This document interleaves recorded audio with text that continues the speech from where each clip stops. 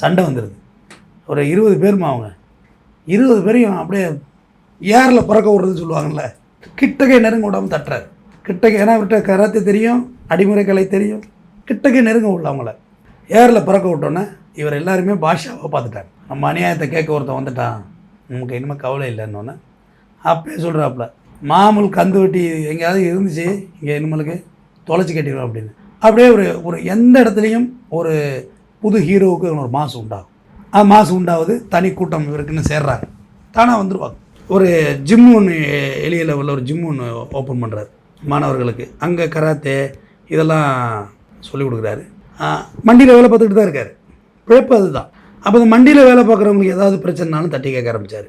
அப்போ இதனால் பெரிய தேவருக்கும் இவருக்கும் ஒரு சின்ன கான்ட்ரவர்சி உருவாகுது. பெரிய தேவர் மண்டியோட ஓனர், நீ மண்டியில் வேலை பார்க்குறவங்க பிரச்சனையை நீ தீர்த்து வைக்க ஆரம்பிச்சின்னா ஓனருக்கு மரியாதை போயிடுதில்ல. ஒரு சின்ன